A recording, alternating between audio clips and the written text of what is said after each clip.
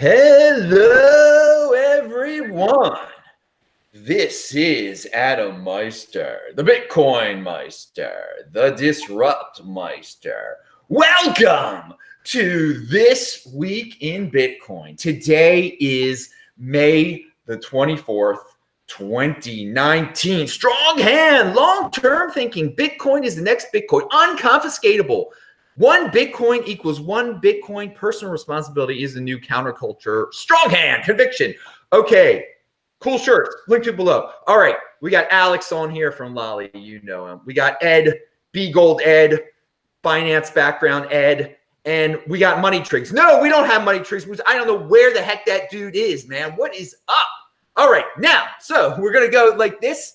These two dudes were in New York for Consensus, and I want to hear what's really going on at Consensus. People say it's so expensive. ICO people there, corporate people there. What was the flavor on the floor at Consensus? Alex, everybody was it was Bitcoin. It was Bitcoin week. I'm not sure about blockchain week, but you would have loved it. A lot of people were. I mean, Bitcoin was up. The projects, I think that a lot of people criticized last year, and a lot of the token projects, I think, either run out of money or they didn't show up. I'm not sure what happened, but there was there was some really interesting projects. I think people working in blockchain and like supply chain management. There was just a lot of like activity and excitement. It was very positive. It was a great week. So I mean, people were up on Bitcoin again. Were they saying we're buying it, we're holding it? Yeah, I think like a lot of people that had previously, like last year, were announcing all these like tokens, or they were announcing being into ETH, and they had come back to Bitcoin. So there was just, even the projects that last year were focused on token sales had come back to Bitcoin, were about Bitcoin. It was a lot of the messaging was Bitcoin related. So it was a really good week for Bitcoin. Good. I'm glad it wasn't as corporate as I thought it might be. Ed, what was your take on the floor there? I'm a good match with his situation.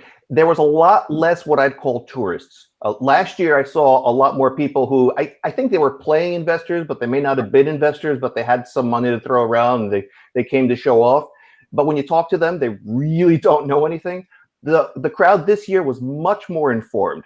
Almost everyone there really knew Bitcoin and really knew the crypto space. Everybody was either genuinely looking for interesting projects to invest in and to follow, or they had something that they were actually building and working on, or they had a real interest in the space. So I thought it was a lot more realistic. I know also there was the preceding conference with all the developers, the Magical Friends. They, I thought, might sort of suck away a lot of the developers because they had excellent guests, lots of developers, but they were all in town for Consensus as well. So those were all present and active at Consensus as well. So you had developers, you had projects, you had institutions, a lot of institutional stuff this year, and a lot of people who really knew what they're doing, who really knew about the crypto space. So I thought it was a much more useful thing than last year. And also, because it wasn't as crowded, I mean, last year we didn't just have booths. We had hallways full of booths, crowds of people trying to walk by and shout over each other, and you couldn't have a good conversation. This year, the hallways weren't filled with extra booths. The hallways were filled with reporters doing sit-downs with people. And on the convention floor, you can actually have conversations with people. It's not like it was empty. Every booth had lots of people talking, conversing, going through stuff. But you could actually have 5 and 10-minute conversations. When you connected with someone who's doing an interesting project, you could spend time getting into the meat of things and really make connections. Lots of business cards changed hands. Lots of contact info changed hands. I got a ton of follow-ups that we're still doing. I'm getting hammered with follow-ups. I think it was a more productive Consensus than last year, and I think it's going to create more in the coming months than last year's would have. All right.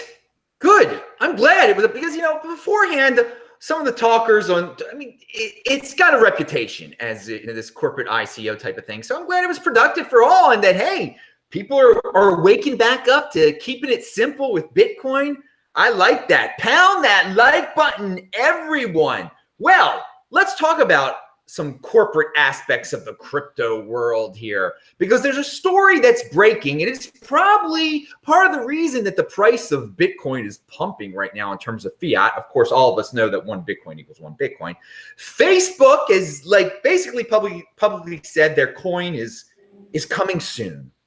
And again, I think it's a positive thing. It brings attention to the space. Some newbies are going to get their hands on a cryptocurrency, and Facebook is talking about getting their coin to be on exchanges, which is good, because you'll be able to do this. Whatever you think of Facebook coin, you'll be able to turn it into the real thing. That's my opinion, because Bitcoin is the real thing. Now, let's get some predictions here. Because it's still a little nebulous what this thing really is. Ed, how centralized do you think it is going to be? What do you think this is actually going to be? What do you think it's going to do to the crypto space, to the Bitcoin space? I think it's going to be very, very centralized. I think it's going to be, if you want to think about something like Venmo, I think it's going to be like Venmo, but connected to them specifically. And they've already said, I think, that it's going to be a coin pegged to a basket of currency. So they're trying to come up with some sort of international currency, but they're going to be managing the peg to an international basket of currencies, dollars, pounds, euros, Japanese yen. So it's going to be very centralized. However, because they'll also be doing it as a cryptocurrency, because they'll be doing the security that way, it will add respectability to the crypto space. So it'll be good for the crypto space in general, because it's another way of telling the mass audience, crypto is the way to go. This is the way to secure funds. This is the way to transmit funds. This is the way to send stuff between countries without worrying about this fiat versus that fiat versus the other fiat. So it's good for the general mindset of the people who are complete no-coiners and who are ignorant of crypto. But in terms of the coin itself that they're offering, I don't think it's going to be a real benefit to the crypto space at all. All right. What's your take on it, Alex? I think it's good for, it's good for Bitcoin. It's good for crypto. It's good for the world. I have a long view of stable coins, and I think they do serve a purpose. I think that, like, we are very lucky being in the US and having the most stable currency there is. And so when you go outside the US, I think a lot of people in a perfect world would love a stable coin that is on a more stable currency. I know with international commerce, when people will go place orders from, let's just say, Nigeria to the UK, it's very difficult to transact, because they're not sure, do you pay in whose native currency? And so if you think about like large scale orders or even micro payments, and connecting the world through commerce, I think some sort of network effect where somebody is paying someone in their native token, in their native coin, and then being able to receive in their native currency is going to connect the entire world. And look, Facebook, I think, has not executed on payments in the past, so I do wonder how effective they will be. But they have 1 billion people, and they can connect people through Instagram, through WhatsApp, through Facebook.com. It's going to be in everybody's hands, and it's going to be very, very, it's going to be there. And it's going to educate, as Ed was saying, it's going to educate people about the importance and validate the importance of cryptocurrency. And I think as even a longer view, the more that we look at alternative currencies and better internet currencies, better digital cash, it drives more attention to Bitcoin, and will, like, at first, I think what stablecoins are going to do, they're going to consolidate all the markets, because you're going to say, why do I need my native currency if I could just be pegged to the US dollar or the euro or the Japanese yen? And so let's just say, I don't know how many currencies there are, 190 major currencies. If that all consolidates down to a few major currencies, every single time it consolidates, it makes Bitcoin more powerful, and it makes a central currency or a central store of value more powerful.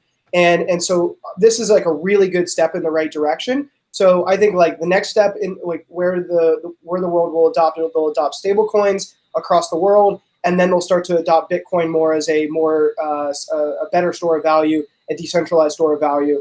That's my perspective. If I could jump in, I totally respect and agree with Alex's opinion on the value of stablecoins, on the need for stablecoins. There's a definite market need for stablecoins, and a lot of people want them. I just don't think Facebook is going to be able to deliver on this. I have concerns because Facebook has fallen flat on security. Facebook has fallen flat on privacy. I can't imagine them being a great custodian of people's currency. And that's what they're asking to be. If you want to trade in their coin that they're managing, that they're centrally holding, they are your custodian. I can't remember how many, but it's a slew over the years of people sending me messages saying, hey, if you got messages on Facebook, it wasn't me. I'm sorry. My account was hacked. My account was stolen. Yeah, that's obviously not the account you want to use to hold funds in. Now, maybe people adopt it for small amounts of funds. I'm sure it's going to make a big splash, and I'm sure it'll help the crypto space in terms of the educational and awareness side of things. But I wouldn't trust Facebook with my spending, especially the way they've been sharing user demographic and user data with other companies. Do you want them also sharing your spending with other companies? I'm not sure they're going to be able to take off. So I will add I met with the payments team a lot over the last 7 years, mainly with my last company. We built this e-commerce gateway, and I will say it's one of the smartest payment teams I have ever met. I was, for as little as they do in payments, as far as that's public facing. 5 years ago, the stuff that they had was unbelievable, and I think because it's very difficult for ad-based companies to transition into commerce-based companies. And their marketplace, I think, does well, but I don't. Privacy and security, I think, are different, and I don't think that their security, I think, is pretty top notch. And I have never, I wouldn't be scared to give them my payment information. I think that I'm scared of what personal information I share with them and how much they know about me and my habits online, and will they keep that safe? But I think market forces are encouraging them and incentivizing them to lean on privacy. I think Apple has paved the way. When Tim Cook rolls into Congress and he says, I can't, even if you wanted to request this data about our customers, you can't, because we don't even have access to it. I think that's the precedent that public companies that are that big need to set. And then you look at what Microsoft is doing, unbelievable precedent. And when you have two of the biggest tech companies in the world saying people have to own and control their data, and that is important for business. And whereas Facebook sort of took the approach of they always were looking out for the advertisers and not the consumers. And now they've seen that it's hurting their business. And so as people start to privacy in the history of the world is so new and so foreign to human beings. We have always been incentivized to share everything. We were incentivized to say, there's a lion down by the watering hole. Ed, don't go by there because you'll get eaten. We've always been incentivized to share everything so that we stay alive. And so in the course of humanity, I don't think that privacy is native to us. And now we're incentivized to share, to not share, and to keep things private because we have so much important data that's out there that is so important to us. And so it's up to both companies like ours and companies at the scale of Facebook and Microsoft and Apple to protect us as consumers. And I think Facebook is now starting to realize that their business is going to be dramatically affected if they do not. I'm not sure I agree with you on the evolutionary biology. We might have been incentivized to share a lot with our in-group, with our tribe, but not so much with the other tribes. You don't want the best hunting grounds being hunted out by all the other tribes in your area. You might be incentivized to keep that to your in-group. But on the broader tribe's gotten way bigger. We have not our tribe is arguably the entire world. And it's a different world, but we didn't evolve in this world. We evolved in the prior one. But let's not get into that. I want to respond to what you said about Facebook. Maybe I'm wrong. Maybe they're doing the technology really well, and I'm not questioning their security on the back end. I'm questioning whether people will be willing to trust Facebook as the place that they're going to consider secure for their funds. And I'm questioning Facebook's ability to do an easy, simple interface that the Facebook community as a whole will use, which is safe. Facebook users are not the safest internet users, generally speaking. So I don't know how they're going to bridge the gap between users who are so easily socially engineered and some sort of system that's going to make them safe, but won't at the same time make it so obtrusive to try and use. Venmo is super easy, but people aren't going on Venmo to send each other messages from grandma that can actually be phishing ploys. So the separation makes the security a little bit easier to implement. Facebook has a tough row to hoe if they want to make themselves secure and convince people that they are secure.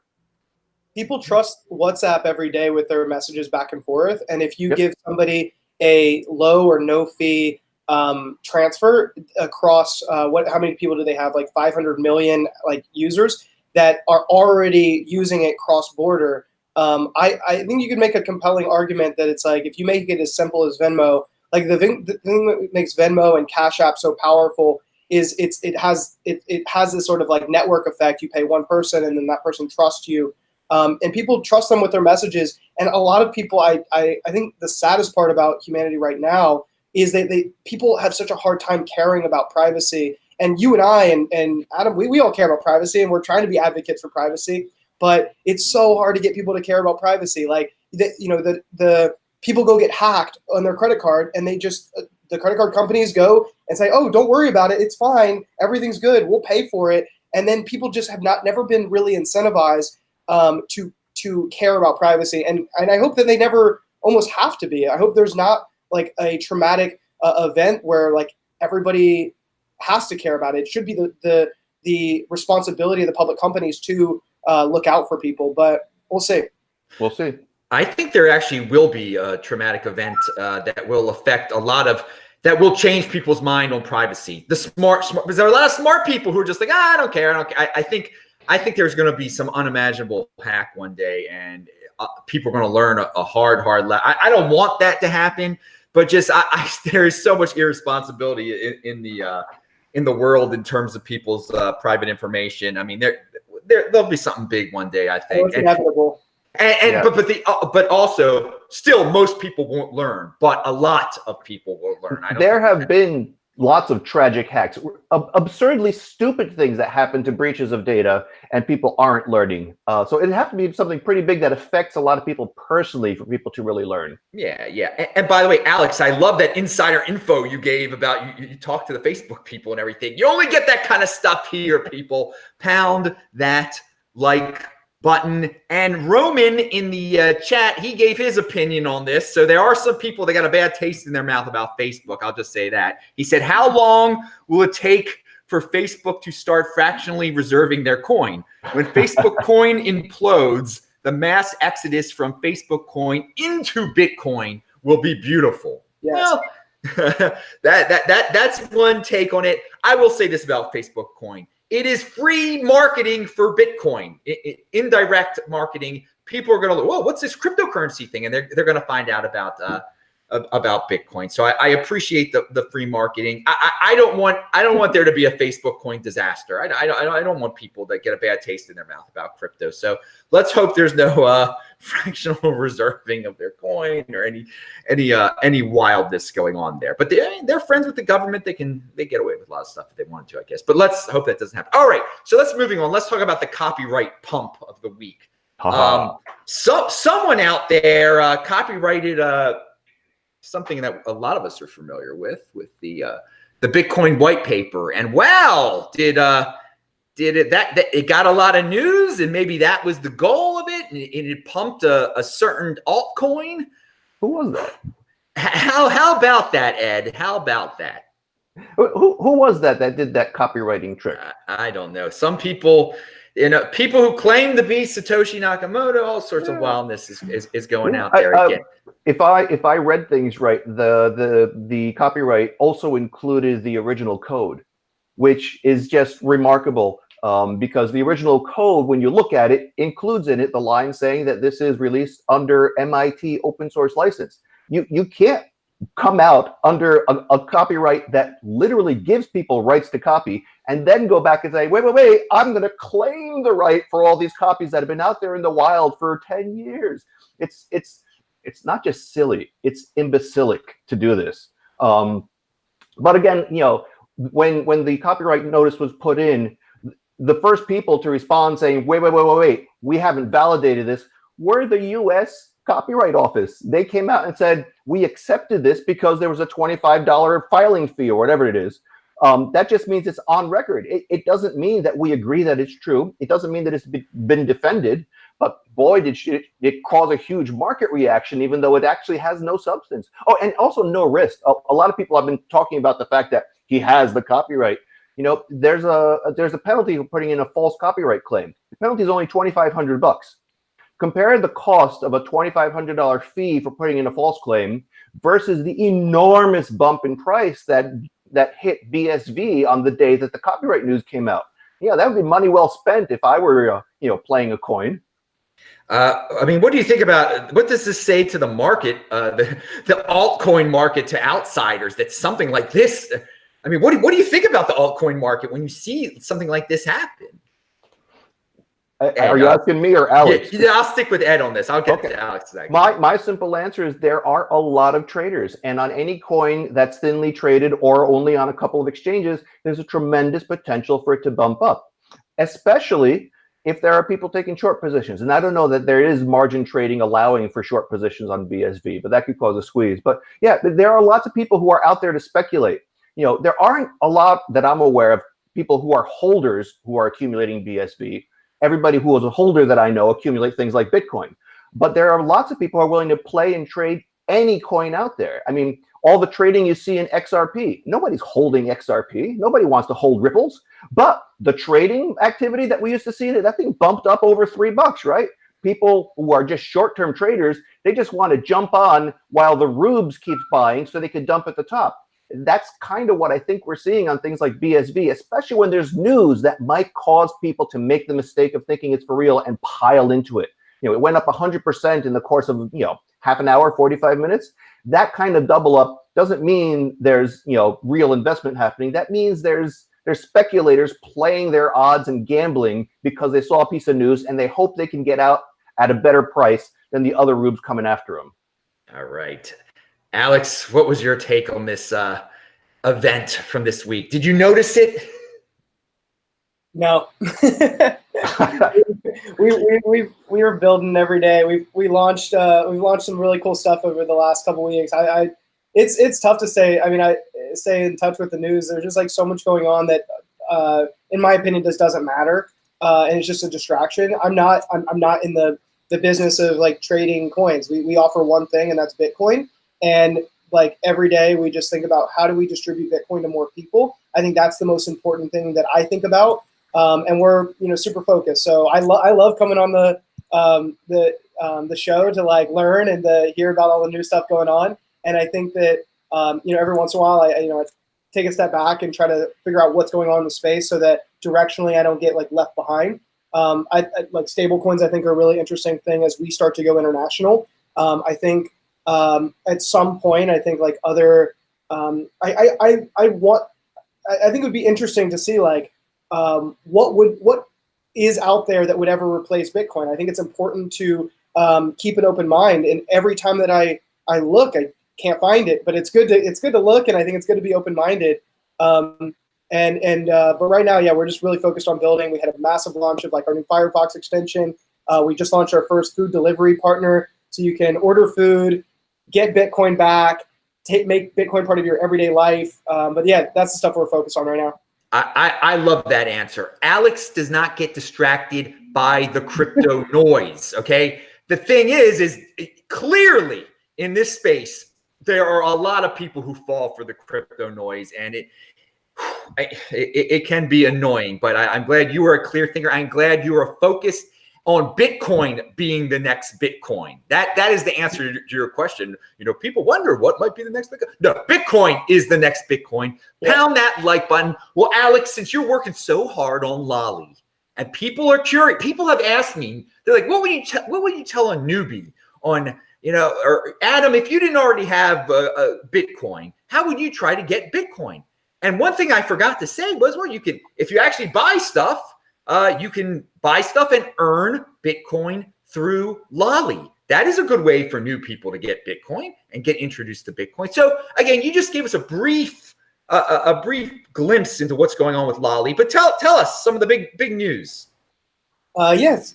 So next week we're announcing a bunch of new partnerships with a whole bunch of different categories. But yeah, there's been, I guess, since I was last on the show. I guess for those of you who don't know, Lolli makes it really easy for you to earn Bitcoin when you shop online. And these are buying the things that you're already buying, things that you need: groceries, travel, food delivery, clothes, whatever you need. We're across 750 top merchants. So we got Walmart, Jet, Priceline, Overstock, Everlane, Sephora, like whatever you need online, like pretty much we can get you Bitcoin back.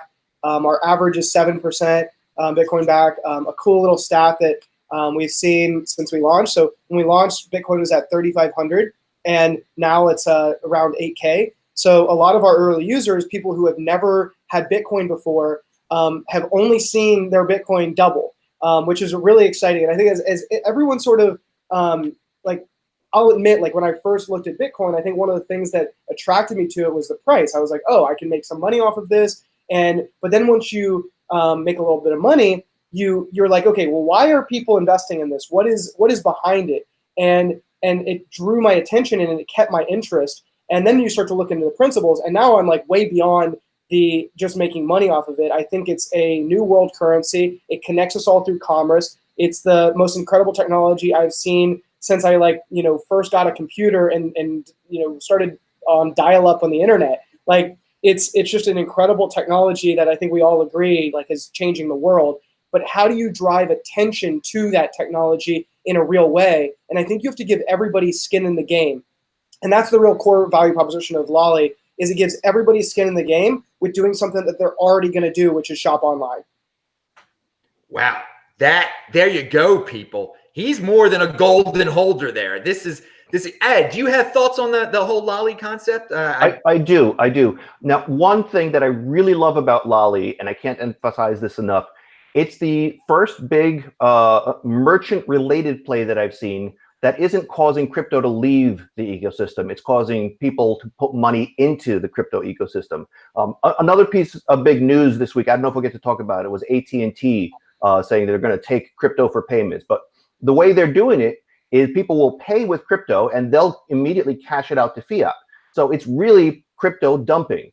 Lolli is the opposite. Lolli is people spending their fiat and getting their rewards into crypto. So it's creating new holders. It's bringing investment into the industry. I don't think that can be emphasized enough.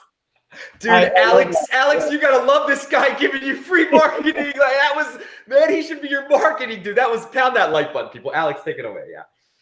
Yeah. So I thank you for seeing that. I think that it's I think at a certain point in the future, it would be wonderful for people to both like spend Bitcoin and earn Bitcoin back.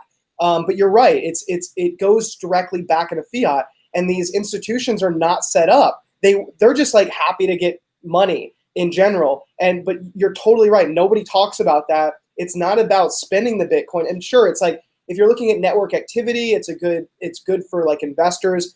But really, I mean, it's the thing. One of the reasons like that, why we created Lolli is you're putting fiat in, and then you get Bitcoin back, and slowly over time, over many years, like think about it. If every single time you get 7% back, and you're putting all this money in, you're accumulating more and more wealth in Bitcoin. And so very quickly you get to 1% of your wealth, then you'll get to 5% of your wealth, then 10% of your wealth will be in this like Lolli wallet. And over time, you're like, holy shit, now 5% of my wealth is in this Bitcoin thing. Hopefully it continues to go up, which I think it will. The more people, the more network effects that occur, and the more merchants that accept it. And then the other thing is the merchants love it because it drives a new customer to their store. So the merchants are happy. And like I try to tell people, I'm like, the best thing you can do for Bitcoin is like, and I'm biased, but like if you talk about Lolli and you're like, when Amazon, like when Glossier, when any of these merchants, Wayfair, all these merchants that we're trying to get, every single time you tweet about it, I'm putting together a list, I'm sending it to the merchants, and I'm like, join our fucking platform. Sorry, Adam, my bad. I got really excited. I know I'm not supposed to curse. Keep going, baby. So sorry, audience. I got really excited there. So every time that people tweet, every time people want merchants to come on the platform, I'm going and sending it to them. I'm bringing it into my sales meetings. And that's how we've gotten like over 750 merchants on the platform. And I personally think that like Ed, to your point earlier, when you go to a merchant and you say, hey, accept Bitcoin, like I want you to accept Bitcoin, like they might do it because there's an audience that like a very small population that wants to spend Bitcoin, but the audience that wants to earn Bitcoin is just way greater and way more active. And so if you're looking for like network activity on micro transactions, like we're doing way more activity on like actual like volume and transactions than I think probably any payment network is.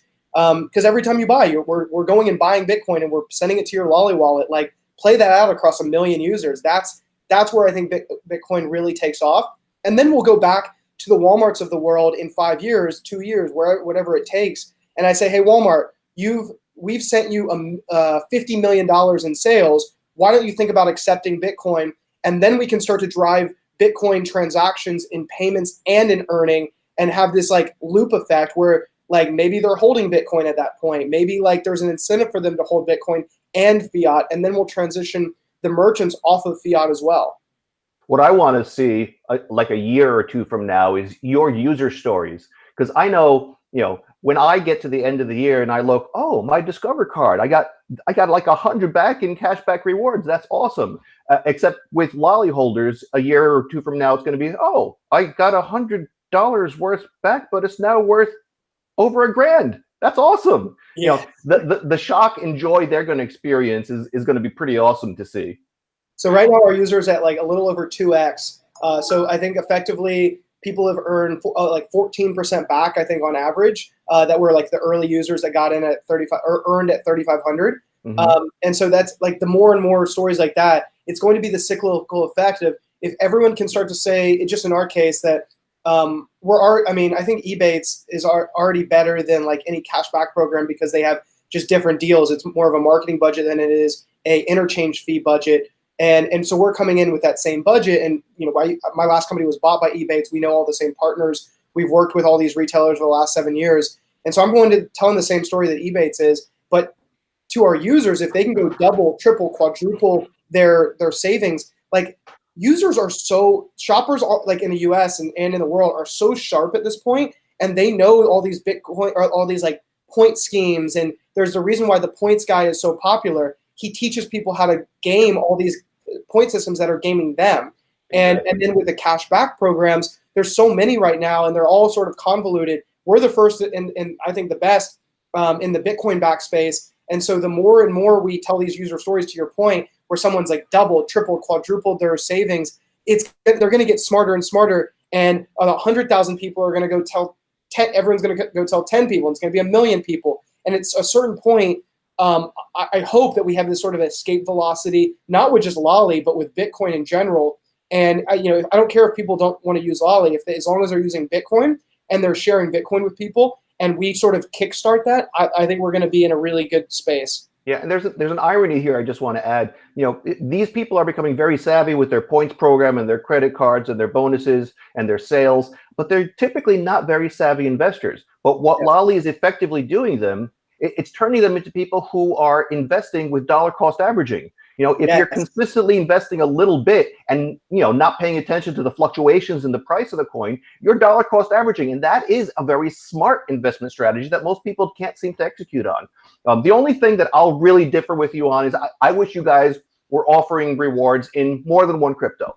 I am explicitly pro Bitcoin, always have been, always will be, but I'm also pro other coins as well. I would love to see more of this happening with other coins as well. I struggle with that. I'm personally like longest Bitcoin, and I think it's already served. It's like it's proven its value to society. And here's the issue is like right now, Lolli is a very centralized organization, and I believe in a free market, and I want people to buy and earn and do whatever they want to do. And the market should determine what the best currency is. I should not determine that. And so I struggle with this idea. Like we honestly have not had a lot of requests for any other coins. And with every other feature that we've offered, it's always come at the request of our users. So you could make a strong argument that Lolli is like free market in that anyone can do whatever they want with their Bitcoin. Their Bitcoin is their Bitcoin. And so you can transfer it off, you can buy whatever currency you want. So that's where I don't feel bad about just offering Bitcoin, because it enables you to get into any other currency without convoluting this message. I think it's very important to keep in mind who our target market is. It's not just like the Bitcoin maximalists that we absolutely love and have really done an amazing job of spreading Lolli with everybody, and sharing it with their mom, their sister, their dad, their like friends from back home, whoever it is. Like, I think we've created the easiest tool for people to share with people. And part of it that I think is really important, and like why we're just offering Bitcoin, is not just a personal decision; it's also a marketing decision. People have, I think, a very difficult time understanding the value of all these different currencies because it's all so new. So when you explain Bitcoin, Ethereum, and all these other things, it creates too much confusion for people that are just getting into the space. And so I personally think that you need a gateway drug into the space, and then you can decide whatever you want once you're knowledgeable. You could go decide that, you want to go build with a decentralized a token, and you want to go build an Ethereum. But I think, need to know about something. You need to know about a decentralized currency first. And I personally think that it's just like you need sort of a gateway drug. And if Lolli is the gateway drug, people should be able to do whatever they want with their money. It's their money. I sort of want to take a step back of that. And at some point, we're going to have to offer other currencies. I don't know how much I'll like feature others. It should be up to our users. Yeah, I'm not faulting your decisions. And like, you're part of the market. The market will decide. I just think people are a little savvier than you might be thinking. And maybe you have a little bit too much of a US-centric point of view. But I find that outside of the US, at least, people are a lot savvier about the idea of multiple currencies. It's a natural part of life pretty much everywhere when you leave the US. So I think it'll come more naturally to people in most of the world than you might think. Well, yeah, and I'm open to it. And we're US only for right now. We're hyper focused on like having the absolute best customer experience. We're going to be expanding to Canada next, which is a similar market. We have a lot of similar partners. We've already started talking with partners in like Singapore and Japan, Korea, UK. And as you're totally right, they've been way bigger advocates for other currencies. And I believe in a free market. I don't want to be determining what people earn the same way that I don't want the US to make me use a certain currency.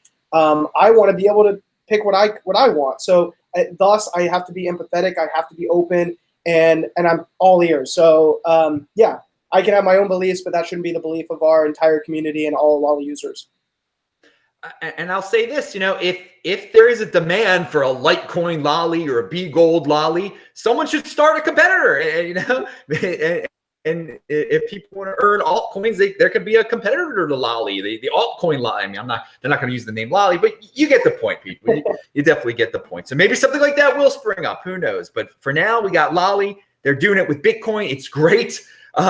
Free marketing for Bitcoin, just like I said, the Facebook thing was this is great, and it's not selling Bitcoin. Like, I'm offended by AT&T selling Bitcoin, whatever's going on there. But yeah, Ed put it nicely. This is the opposite of what those corporations are doing that accept Bitcoin and then immediately sell it, which I am, of course, offended by selling. Pound that like button. Well, let's move on. It was pizza, the pizza anniversary. Speaking about selling, when the guy bought pizza for so many Bitcoin. And we are reminded of the gold aspects of Bitcoin. That is, it can be a preservation of wealth, and you might not want to spend it on a pizza because it might be worth. You might be able to buy much more than a pizza in the future. But it reminds us, and Peter Schiff has lately been in debates about gold and Bitcoin. Gold has come back onto the scene again. The Drop Gold campaign by GBTC. Is Bitcoin living gold's dream? What is your take here, Ed, on the future of gold? And is Bitcoin? Are young people going to buy gold, or are they just going to get straight into digital gold? I don't think young people are going to buy gold. I think young people are going to go into digital because they are into what's new, what's coming, and what's going to be the future, not what was the past. When I talk to my nieces, I can't do it on a phone call because they won't answer their phone. They'll only text. So they're not going back to the old stuff. I think gold has been a wonderful thing historically. I know there are a lot of gold bugs out there in the cypherpunk space.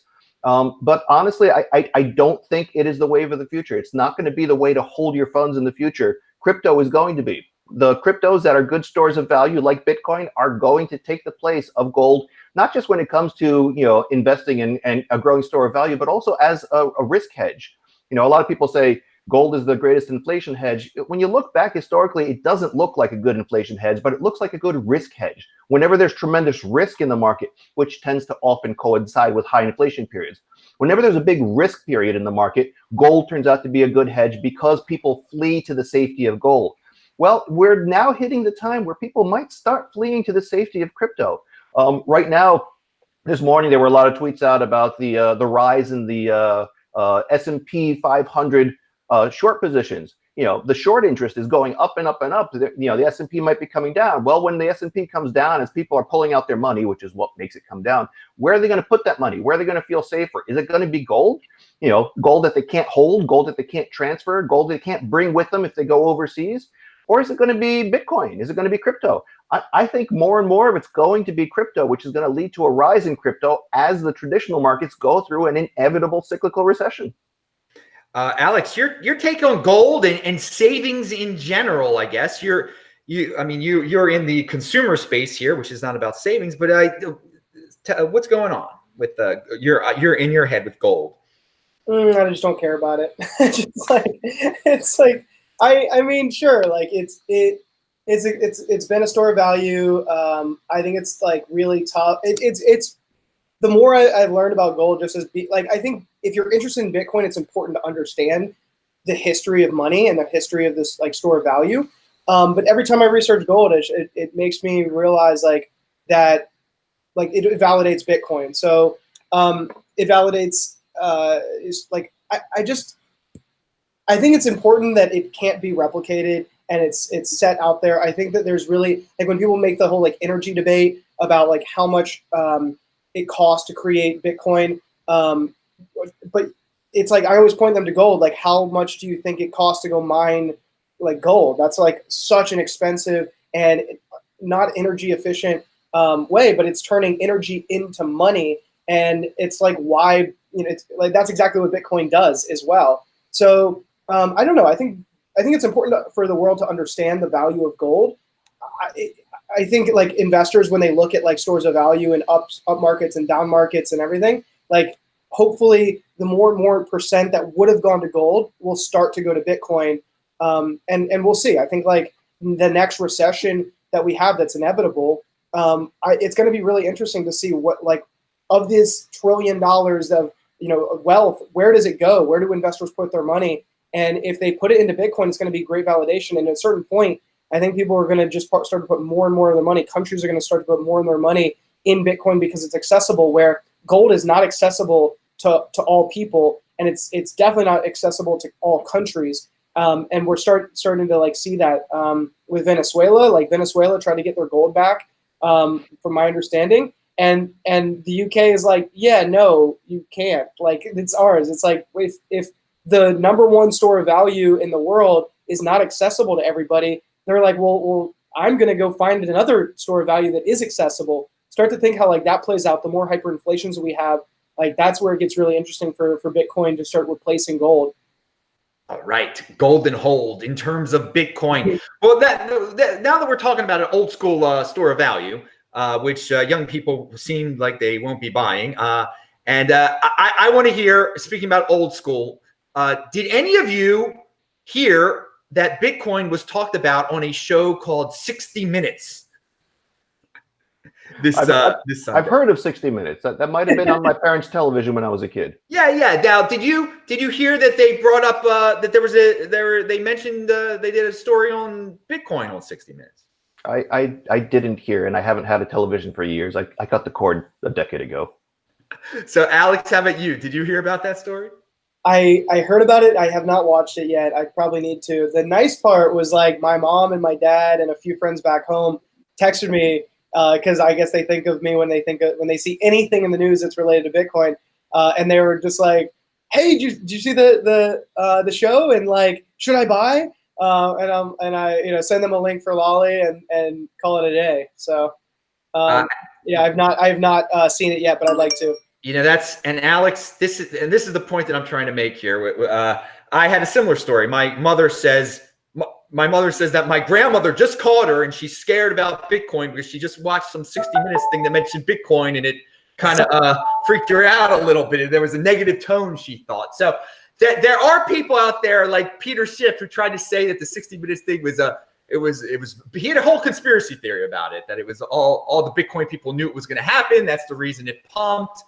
Hey, it's great that older people are finding out about Bitcoin. 60 Minutes, it clearly does not appeal to the market that's probably watching this show right now, and they're free to FUD on it or say good things about it.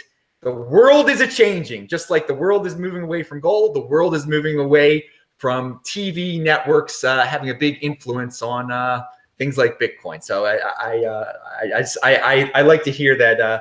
It's interesting to hear that no one watches it anymore. So the Bitcoin Meister show is the new 60 Minutes. Pound that like button. I like that. All right. So we're getting toward our end of the show here. We got to end it in 9 minutes, actually. Oh, I do want to say more talk about banks banning people. There's a lot of talk about social media platforms kicking off people, and the next thing is banks kicking off unwanted people. For me, the answer, and woe is me, what shall we do? I mean, woe is me, what shall we do? I think the answer is already out there. I think it is Bitcoin. What do you guys think? Have you heard about these people getting kicked off of their banks, Ed? I've heard of people getting kicked out of banks, but it wasn't usually for anything they do or in social or anything they say or positions they hold. When I follow the news about people being kicked out of bank, it's usually because they were, pushing too much money through and, taking their cash, sending it to Coinbase to buy more Bitcoin because they're doing, over-the-counter sales, local Bitcoin, that kind of thing. And that kind of thing, I want to see less of. I want to see better regulation around crypto so that people could buy and sell crypto without it being some sort of crime to buy and sell personal property.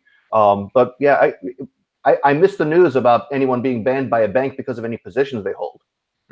Yeah, it's around social media now. You have people saying, "Oh, people got banned from PayPal," and then some people can't do businesses with banks, or they're getting letters. For me, it's just a matter of time until banks kick people out for their opinions. So they're already doing it for marijuana. In the marijuana industry, they're picking up crypto quicker than most industries because most of them can't get banking arrangements because there's this discrepancy between state laws and federal laws. And if you can't get a banking relationship, you end up having a lot of cash and crypto, and that's happening there. But that's a matter of the business being not legal under the current set of laws because the people don't have the freedom to do what they want. I say to the people of the world who are not into Bitcoin yet, you have been warned. Banks can be arbitrary if they want to.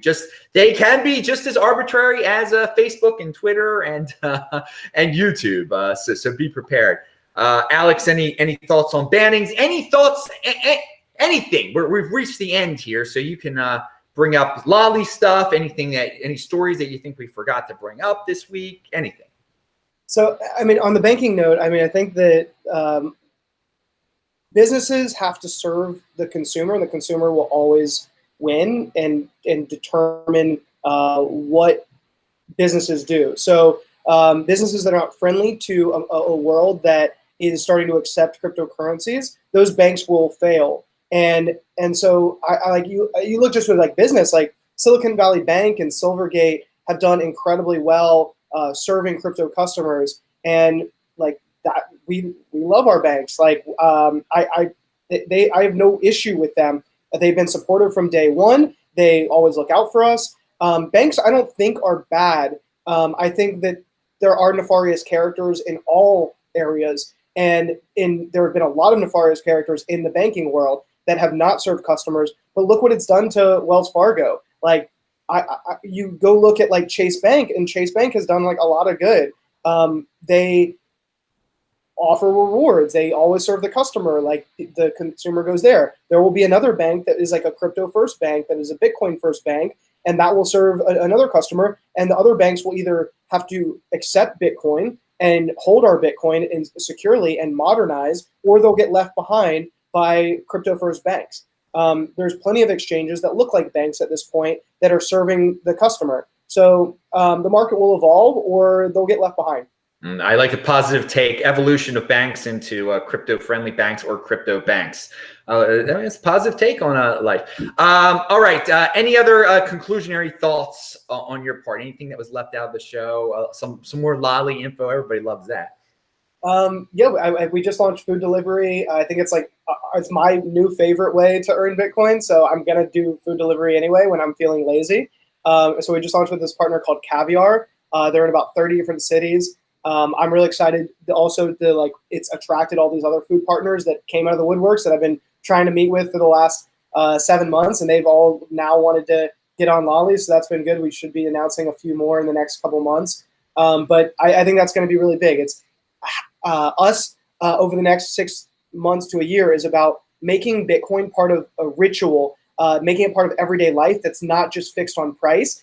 Price will keep your interest, but just having skin in the game is something we're trying to do. So I would encourage everyone, if you're just trying to like use Lolli and just figure out like, whether it's groceries, whether it's travel, food delivery is like a nice little way to like earn Bitcoin. So check out, it's trycaviar.com. You can download Lolli. It's super easy. I earned $1 in Bitcoin for doing something I was already going to do. And I'm clearly biased. So, feel free. What is it? Verify, don't trust. Go figure it out and see if you earn and do your thing. But thank you for having me on the show. I really appreciate it. Always fun. Always love the energy, and keep those that strong hand. Yeah, pound that like button. I will let you go right now because I know you've got a hard stop. We're gonna. Don't worry, people. The show's not gonna go too much longer, but I don't want to limit Ed, and I know Alex has got to jump off now. So Alex, thank you very much. And now Ed will get in. Ed, great meeting you, Adam. Always a pleasure. Take care, guys. See you, Alex. Good. All right. Now it's Ed's turn for his conclusionary remarks, and he will not be limited in time. I have a specific question before you get into it. Okay. We all saw BSV pumping, and then I'm looking around and I see B Gold is pumping also. And I've just like, it's got to be partially because of this. Now you are a B Gold dude. Mm-hmm. So tell us what's going on with B Gold. Tell us your opinion on why it did pump. And again, you've got a financial background. So we were talking beforehand, and you've got some theories on why some of these coins randomly pump and all that. So take it away. And any news that you just wanted to say that we left off, whether it be B Gold or anything Bitcoin related. Okay. So basically, I became aware of that bump that happened on I believe Tuesday, because I was prepping to be on an interview on Blocks Live, and they were talking about the top gainers. And as I look at the chart, I noticed suddenly BTG became a top gainer, and I ended up looking around to figure out why we're gaining. We don't usually have like a 20% price jump in a short period of time unless we put out news. And I always know when we put out news. I'm the communications director for BTG, so I always know what's going on. And I knew we didn't say anything. And the only thing that made any sense was that we were getting some residual pump because of the BSV pump. And I had to later find out it was related to the copyright thing. Now, it's not directly because of the BSV pump. Obviously, nobody's going to read that, there's this copyright notice and BSV doubles in price and therefore BTG goes up. What I think was going on is that some people who were speculating on BSV had this huge rise. They were peeling money out and putting it into other altcoins. Because if you speculate on altcoins, you'll put money into other altcoins. And we picked up a lot of that residual money coming out. And it happened to be well timed because our coin has been doing well. BTG has been doing well in recent weeks and recent months in terms of price action. We've been doing well in the markets. A lot of people are realizing that we're a long-term survivor now. A lot of people who were initially doubters about the BTG talked about how the huge pre-mine endowment got dumped. Realize now that was completely untrue. We've got the BTG transparency page, and you can see that over 60% of the coins that were mined into that endowment are still there because we've been very frugal with our money. We've survived crypto winter with most of the endowment intact. We're still working on developing things. Anyone who's running a node can see that we've got a new node out there. It's not publicly released yet, but you could see it on the other nodes. We have been talking with a lot of exchanges and other groups about a new protocol called CCBN, cross-chain block notarization, which is something we're building in the coming months to help protect against 51% attacks, to make sure that everyone is safe when using BTG. We've got a lot going on, a lot going for us. And also the traders, the people who speculate, who work on technical analysis, they've been looking at our charts and have decided on their own. Now, I'm not a technical analysis guy. I don't go in for that. I look at value propositions. I look at what the fundamentals are and what's being built and what's being done. But the technical analysis guys have decided that we're in a very positive position. They talk about golden crosses and other things that I don't follow, but they have been getting more and more bullish. So when this BSV pump happened, and some of that money started being pulled out of BSV to take profit and into other altcoins, it pushed us over a sort of tipping point, and those speculators brought our price right back up to 24, 25. The difference is, for BSV, it doubled quickly and then gave back a large amount of that gain, which is sort of typical. When you see something pump high, a lot of people take profit and bring it back down about half of its gain. BTG came up and really held its value, and that's the proposition I think we're going to see going forwards. There aren't a lot of big entities that are interested in dumping BTG, and the ones that were obligated to sell off their BTG, places like BitMEX was obligated to sell off their BTG because they said they'll sell the forked coins. Grayscale Investments held a large amount of BTC, but a year ago they sold it all off because their fund specifies that they sell off their altcoin forks. Those parties have mostly already sold off all their BTG. So the stuff that's out there isn't likely to get sold off anymore. It's mostly held in things like exchanges that never released their BTG. But they're not going to dump it either. It belongs to their customers. So we have so many positive things going on that we have a good, stable base. And when something happens that gives us a little bump, it comes up and it sticks. So that's been good for our project. It's been good for the coin. And I think it's good for the crypto industry. You have to remember, I mean, you've heard it from the way I've been talking about things during the show. BTG has never said we are Bitcoin. We never made any fraudulent claim to fame like that. But we are like Bitcoin. We're in the Bitcoin model. What we've done is extend the mining side of things out to people again. We want people to be able to use the graphics cards they already have to be able to mine crypto. Not like Bitcoin, where you have to buy an expensive ASIC from some exotic supplier. So we're just giving people the opportunity to have another way to get into crypto. Lolli's giving them a great way to get into crypto by spending their fiat and getting a little bit of crypto back. We're giving them a way to get into crypto by engaging in the mining, engaging in the security side of things, decentralizing the mining out to all of the world. So that's our mission. We're not here to buck the Bitcoin trend. We support Bitcoin, but we also support the other cryptos, and people are catching on to that, especially in parts of the world outside the US. Alex is very US focused because his company is currently US focused. But in Russia, people love mining BTG. Southeast Asia, people love trading BTG. They love Bitcoin Gold. We're a global phenomenon. We're not a US thing. Now, again, friendly fork. That's the way I describe it. It's a friendly fork. It's not trying to be Bitcoin. So one thing that you brought up, Coinbase people still ask me this question. And trust me, there's a lot of people who foolishly keep all their Bitcoin at Coinbase and have done so for a very long time. They want to know when they're getting their B gold that they, and that is a good question. Have you heard anything about that? When Coinbase plans to credit people their B gold from Coinbase does what Coinbase wants to do when Coinbase does it. And anyone who wants to know whether or not we've put in an application to Coinbase and made clear to Coinbase that we're ready to help them, of course we have. Of course, we've told them that we would like to be listed, and we gave them all the information. We've shared all the details about our project. We've shared our U.S. written security opinion on the fact that Bitcoin Gold is obviously not a security. We're a much safer from the SEC standpoint than many of the coins they already have listed. But it's really up to them. And there are some prominent investors people in the company of Coinbase that may not be BTG fans. So they've stretched it out.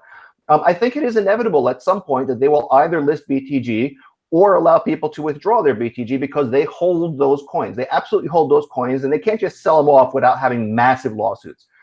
I think it's inevitable as the BTG price continues to rise, as utilization continues to rise, as our technology and agreements and partnerships start to get more and more traction. I think it's inevitable that people will start asking again, Coinbase, when are you going to list this? When other exchanges start listing it, which I believe some are going to start listing it, they'll say, Coinbase, why can't we trade it here? When are you going to list it? I think it's inevitable that they'll come around. But they don't say anything publicly. After the BCH launch, the Bcash launch fiasco that they went through, they caught a ton of negative press, but also a ton of regulatory flack for that fiasco. They're not going to say anything to anyone. If they were planning to list Bitcoin Gold tomorrow, they wouldn't tell me. They'll tell the world tomorrow, Bitcoin Gold will be listed as of this date in the future. They're not going to share anything. They're going to be very tight-lipped going forwards. All right. So before we get the final words, I did want to share the Halving Show sent 20 Norwegian krona. He says, new crypto animation. Share it with Bitcoin newbies. Check out the Halving Show's channel. Just look him up on YouTube. I'm glad there's a dude focusing on the Bitcoin halving. And by the way, I told Ed on the show before, speaking of halvings, that the B Gold people, they've got to get their own B Gold halving clock up on some site somewhere. People love timer these. Looks like May 15th now. It looks like May 15th of next year, just like a week or so before Bitcoin. Yeah, I mean, again, it's a friendly fork of Bitcoin. Live off the glory of the halving hype. B Gold is gonna have a halving too. It'll be very interesting to see what happens. All right, conclusionary thoughts, Ed. Anything else you wanted to add to the show? Any news from the week that was left off? I have nothing but positive to say about the crypto space and about Bitcoin in particular. The thing I found remarkable when talking to people who are more in the traditional financial space is some of them are still asking if the bear market's over. That's absurd to me. There is no place in the world where you could see values double over the course of a couple of months and ask if the bear market is over. It's so obvious the bear market is over, but crypto doubters are going to doubt crypto. The rest of us are just going to go on making money. All right. That is a good way to end it. Well, it's been a great week, everyone. I spoke in Long Beach last night. What's up, everybody down in Long Beach? I'll talk about that on Sunday's show. Tomorrow's show is the Beyond Bitcoin show. So there's a lot more to look forward to this weekend in terms of shows. Remember, I do a new show here every day. The This Week in Bitcoin show is here every Friday. It depends on where I am, what time it's on. But thank you, guests, for being on today. Everybody, I'm Adam Meister, the Bitcoin Meister, the Disrupt Meister. Remember to subscribe to this channel, like this video, share this video. Check out the links below. Follow me on Twitter at TechBalt, TechBalt, disruptmeister.com. Bang that bell button. Shabbat Shalom. I will see you guys tomorrow night. Bye-bye. Bye-bye.